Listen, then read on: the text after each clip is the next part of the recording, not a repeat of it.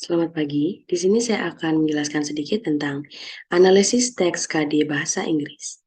Sebelum itu, saya akan memperkenalkan diri terlebih dahulu. Perkenalkan, saya Putu Tara Sukavati Devi dengan NPM 210188203005.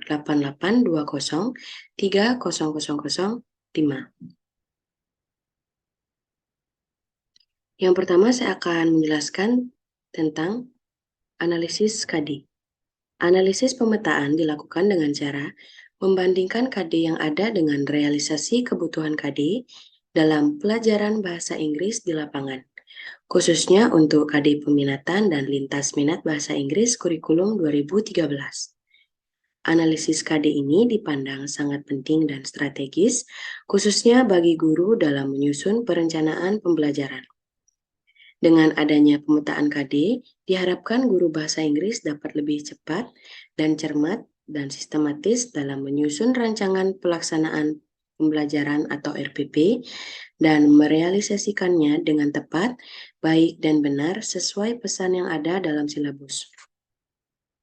Di sini saya akan membahas sedikit mengenai apa saja yang ada di dalam analisis KD.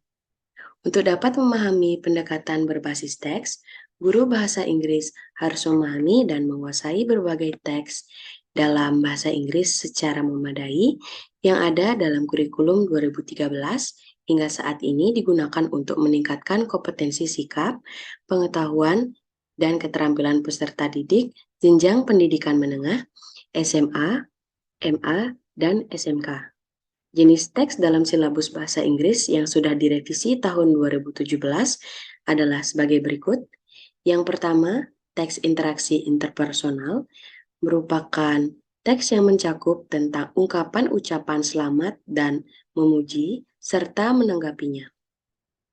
Yang kedua, teks interaksi transaksional yang mencakup ungkapan tentang jati diri seperti pronouns, subjektif, objektif, dan possessive. Ungkapan tentang niat melakukan suatu atau tindakan menggunakan be going to dan would like to. Yang ketiga, ungkapan yang melibatkan tentang kegiatan yang dilakukan atau terjadi di waktu lampau menggunakan simple past tense versus present perfect tense. Kemudian ungkapan tentang saran dan tawaran dengan kata kerja bantu modal should dan can. Selanjutnya, ungkapan tentang pendapat dan pikiran dengan unsur kebahasaan I think, I suppose, and in my opinion. Kemudian, ungkapan tentang hubungan sebab akibat dengan unsur kebahasaan because of, due to, thanks to. Ungkapan yang melibatkan tentang kegiatan tanpa perlu menyebutkan pelakunya dalam teks ilmiah dengan kata kerja dalam bentuk passive voice. Kemudian, ungkapan tentang menawarkan jasa dengan ungkapan, may I help you? What can I do for you? Kemudian yang terakhir, ungkapan tentang pengandaian diikuti oleh perintah atau saran dengan unsur kebahasaan imperative, can, dan should. Yang ketiga, teks fungsional khusus yang mencakup ungkapan tentang pemberitahuan atau announcement terkait kegiatan sekolah.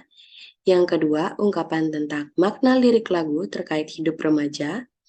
Yang ketiga, ungkapan tentang undangan resmi dengan memberi dan meminta informasi terkait dengan kegiatan sekolah atau tempat kerja.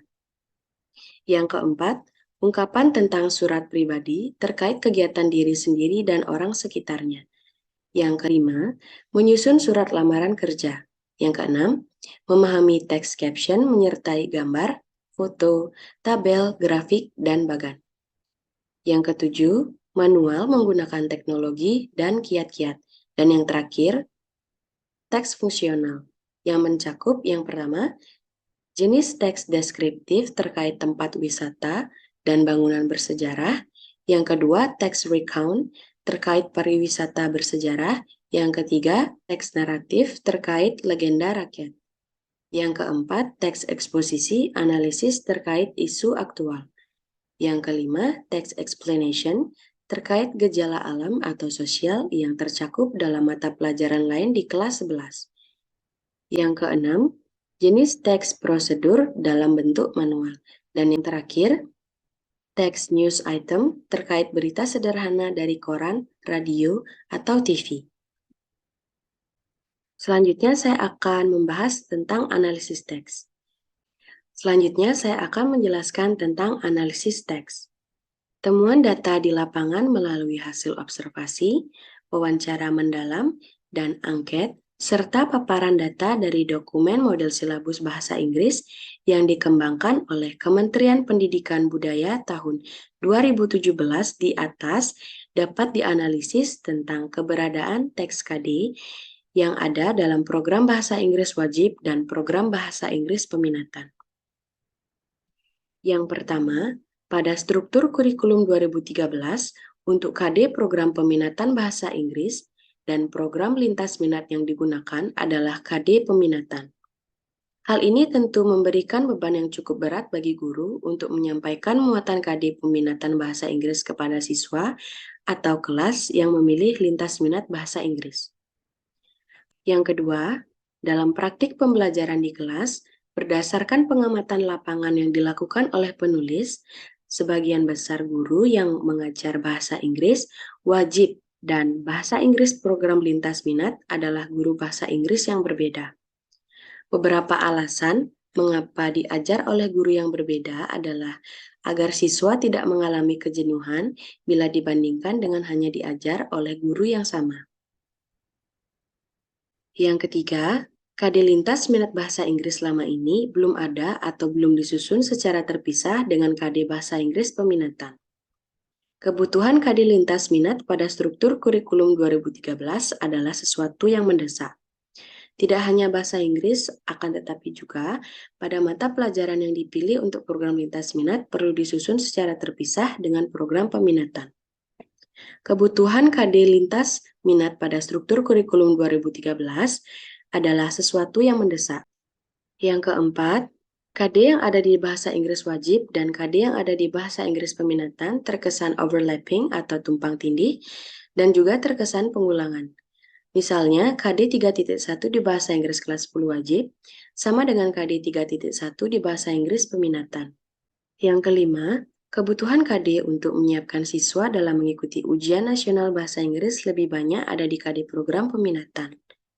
Bagi siswa yang sejak kelas 10, 11, dan 12 mendapat program lintas minat bahasa Inggris, mungkin akan lebih siap menghadapi ujian nasional atau menguasai KD yang ditargetkan dibandingkan siswa yang tidak mengambil program lintas minat bahasa Inggris.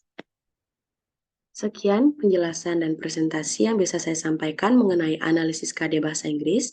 Saya mohon maaf jika ada salah kata. Terima kasih.